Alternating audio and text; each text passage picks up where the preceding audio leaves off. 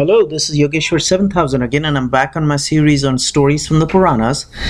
And today we'll once again talk about the story from the Purana, which is in continuation to our earlier videos about certain mysteries of the universe, which King Janamejaya, actually Janamejaya is was a direct descendant of the Pandavas, and he was asking sage Vyasa, who, as we know, sage Vyasa is the compiler of the Vedas and the Mahabharata. So he was asking King Janamejaya, the direct descendant of the Pandavas, was asking about the mysteries of the universe. And the last few videos would explain you, in this series, would explain you as to what sage Vyasa told King Janamejaya based on his experience when he went to sage Narada, and Narada in turn told him what Lord Brahma had told sage Narada. So it's like a kind of a knowledge which came down from Lord Brahma based on his experience with the goddess and about the mysteries of the universe. He told sage Narada, and sage Narada told sage Vyasa, and sage Vyasa in turn gave this information and knowledge to King Janamejaya. So people who have not watched my earlier few videos on this, I will recommend to please go ahead and refer to those. That'll make it much easier. Not that if you don't watch them you cannot understand this. So based on the conversations which were happening between sage Vyasa and King Janamejaya, the last video talked about the three gunas, and the gunas were described in detail. And the gunas, as we all know, are the sattva guna, which is a sattva characteristic which is pure, the rajas guna, which is the rajas characteristic which is a little materialistic, and the tamas characteristic which is complete ignorance and darkness, which is the third characteristic. So this was explained in detail along with the description of the gunas with their colors as well. So that was discussed in the last video. So this discussion was going on. This knowledge actually came from Lord Brahma to sage Narada, and sage Narada gave it to sage Vyasa, and sage Vyasa in turn explained this to King Janamejaya. Okay, just to give you a quick recap. And sage Brahma said once again about the sattva guna, that the sattva guna is pure, clear, very illuminating and light, and the color is white. So please refer to the earlier video. Like I just mentioned, it gives a little more detail. And how to find out whether the guna is more predominant in you is when the senses and eyes and the limbs are felt very light. So basically without any heaviness, kind of, and the heart is clear, the brain is clear, then we know that the sattva guna is predominant. Okay, and the rajasic and the tamasic gunas are suppressed. And we discussed in the last video that one guna cannot stay without the other, so all the three gunas have to be there in any living being. So he'll have sattva guna, he'll have rajas guna, and he'll have tamas guna, although the characteristics of these three gunas are totally different, but all these three will be there. Now, like I just explained, that in case the sattva guna is the predominant one, then it is pure, clear, the body and the heart and the senses and the eyes feel very light. Okay, there's no heaviness. The mind is very clear. And then we know that the sattva guna is predominant. And when there is a tendency to, you know, yawn and be a little more materialistic, and when there is kind of some kind of a rigidity in oneself, it's not light and there's slight heaviness, and you know, the limbs and the body and the heart and the mind is not so light, then we know that the Rajasic quality has taken predominance over the other qualities. Once again, the other qualities still have to be present, which is the Sattva and the Tamas Guna. And once we know that a person just likes to quarrel and find faults amongst people, and he's always restless and ready to fight, then his body will feel heaviness, and that's when we know that he's wrapped as if though by heavy darkness, and the limbs and the senses are also very heavy and not clear, and the mind is kind of vacant and blank. And then we know that tamas has increased too much in a living being. Okay, so these are the ways Lord Brahma has told sage Narada that you can figure out which quality has taken predominance. Okay, and of course, after Lord Brahma tells this to sage Narada, Narada tells this to sage Vyasa, and sage Vyasa tells this to King Janamejaya. Okay, so this was what we have been discussing so far. And then the one question which sage Narada asks Lord Brahma is that, now you have described the different characteristics of the three gunas, but how can they all act in conjunction? Because you're saying that all the three gunas have to be present in any living being. Okay, a person cannot have just one guna and not the other two gunas. He'll always have three gunas, although one guna is going to be predominant. But how do these guna act in conjunction? I mean, because we are living beings, and if the three gunas are present, they have to act in conjunction. To which Lord Brahma told sage Narada that the three gunas are like, you can give an example of a lamp. Okay, just like a lamp manifests a certain object, these three qualities or these three gunas as a united thing manifest a certain thing. Okay, as a united quality, these three gunas act in union, just like you can give an example of a lamp.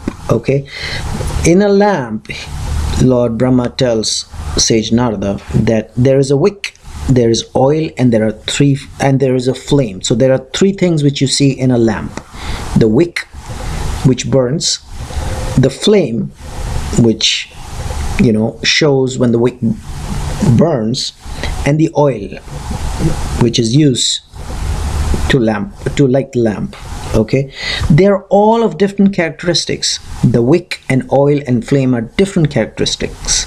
So he's giving kind of an analogy, an example as to all these three gunas work in union, although they are of different characteristics of different qualities. Because Lord Brahma tells sage Narada that the oil is totally different from fire. They're different qualities. Fire is basically Agni Tattva, or a fire element, and oil is cool. It is not hot. Okay, it's not an Agni Tattva, it's not a fire element. Still, it unites with fire when you see a lamp, a lit lamp with the flame.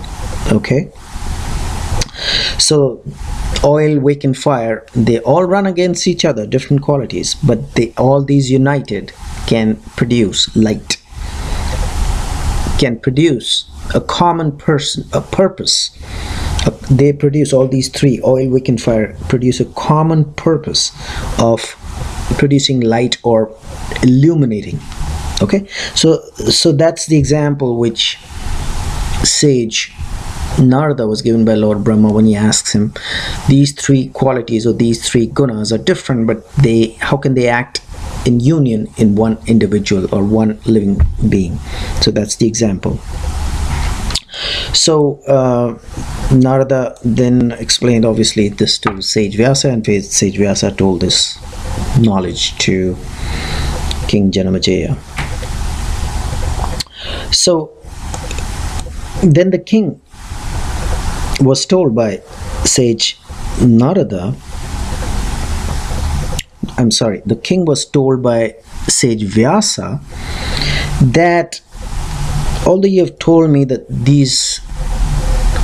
although I have told you these three characteristics of the three gunas in order and in detail, the essence of all this is, sage Vyasa is now telling the king Janamejaya that although I have told you about these three gunas in detail, the essence of all this is that the highest supreme energy or the supreme force, which is the great goddess, the Mahamaya, who is pervading this universe, who rules over this universe, is always with the gunas and without gunas at the same time. So sometimes the Mahamaya, the great goddess, is with these three gunas, and sometimes she is without these three gunas, according to different kinds of manifestation she has, or how she appears to the universe. Okay, so the supreme force, which is the Mahamaya, which is the great goddess, has to be worshipped with highest devotion. Okay, we already discussed about what the Purusha is, which is the male energy, which is the supreme Brahman. It is definitely there, and it is forever. It's undecaying, as it's been explained in the Puranas. Okay, by the way, all this is coming directly from the Puranas. It's not out of any story which is published either on the internet or on paper. This is coming directly from the Puranas, so please have firm faith and belief in it.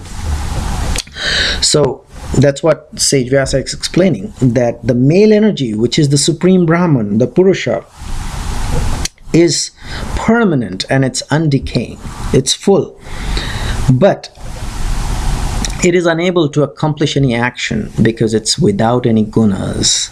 Okay, it is the Mahamaya, the supreme goddess, is doing all the functions, which are either real functions or unreal functions in the universe, through these gunas. Okay, so the Brahman, the male supreme energy, the Purusha, is the highest energy, but then the thing is that it is without any gunas. Okay, it is without any desires or emotions. It's permanent, but it's without any desires or emotions. So the female energy, which is the Mahamaya, the great goddess, the supreme goddess, can accomplish what she wants to accomplish in this universe, which is creation, preservation, and destruction, through these gunas. She's the one. Sometimes she manifests with these gunas, and sometimes she does not. Sometimes she manifests without these gunas. Okay, which means that when she manifests with these gunas, then she can create, preserve, or destroy the universe. So she's the one who's doing all the action. Okay, and then sage Vyasa goes on to explain, King Janamejaya, that Brahma, Vishnu, Rudra, the god Sun, the god Moon, the god Indra, the twin Ashwins, the Vasus, as we know that there are 8 Vasus, okay, the god Vishwakarma, the lord of wealth, which is Kubera, the lord of the seas, which is Varuna, Agni, which is the lord of fire, air, the lord air, and Ganesha. Okay, they are all these gods. Okay, and there are, according to Hindu philosophy, there are 330 million gods and goddesses, but it's been mentioned here about the major gods like Ganeshas and the Vasus and the twin Ashwins and Brahma, Vishnu, Rudra, sun god, moon god, Indra. All these major gods are being described here, and that's what sage Vyasa is saying, that they're all united with the supreme goddess, the Shakti, the Mahashakti, the Mahamaya. Okay, and that is why they can do their respective functions. If they are not connected with the Mahamaya, who manifests with these qualities of Sattva, Rajas, and tamas, then no function can be done. They're unable to move themselves without the power of the Mahamaya. That's what has been explained, that all these gods are also united with the supreme goddess, which is the Mahamaya, which is the Shakti, and that's the reason why they can function the way they are supposed to function in this universe. Otherwise they cannot even move themselves. So Sage Vyasa is telling King Janamejaya once again that please understand that the supreme goddess, the Mahamaya, is the cause of this universe, okay? Without the supreme goddess, even these gods like Brahma, Vishnu, Rudra, sun, moon, they cannot function, they cannot move, okay? So what has to be done? You have to worship this goddess. You have to perform sacrifices in honor of her, and you have to worship her with the highest devotion and respect, okay? This Mahamaya, or the supreme goddess, is Mahalakshmi, the goddess of wealth. She is Mahakali, or Mahalakshmi is also the consort of Vishnu. As you refer to my earlier videos, you'll know that Mahalakshmi was given by the supreme goddess to Vishnu, and Mahakali was given by the supreme goddess to Shiva, and Mahasaraswati was given by the supreme goddess to Lord Brahma. So this Mahamaya is Mahalakshmi as well as Mahakali as well as Mahasaraswati. She is the goddess of all, and she is the cause of all causes. That's been very clearly explained. The cause of all causes. Whatever happens in this universe, Mahamaya, or the supreme goddess, is the cause. Whatever is caused in this universe, Mahamaya is the supreme cause for that. That's the reason. She is the reason for what's happening in this universe. Okay, so what we have to do is we have to keep worshipping the goddess. Okay, and then she is very easily worshipped because she's full of mercy, and when worshipped she fulfills all the desires of her devotees. Okay, just a mere utterance of her name, just say the goddess's name and she'll give you all the desires. That's being said by Sage Vyasa to King Janamejaya. So ultimate conclusion is she is the cause of everything, and the best way is to worship her, and she is going to grant all your desires just by utterance of her name. Of course, you should perform sacrifices and do proper worship, but even if you worship her with just uttering her name, she's so full of mercy. She's an ocean of mercy. She fulfills the desires of her devotees. Okay, and even Brahma, Vishnu, Shiva, and all the devatas and the gods worshipped her to attain moksha, or liberation of salvation. Okay, that's what the final conclusion comes to, and that's what Sage Vyasa is explaining King Janamejaya. And there's a very interesting thing which Sage Vyasa tells King Janamejaya, is that I will tell you even one thing more than this. Even if one takes her name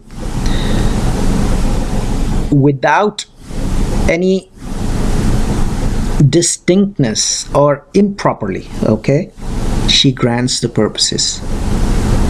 And these purposes, even if they are quite unattainable, even if these are quite unattainable, still these desires are fulfilled by the goddess, even if one takes her name without distinctness, which is improper way. Okay, and he gives an example of somebody who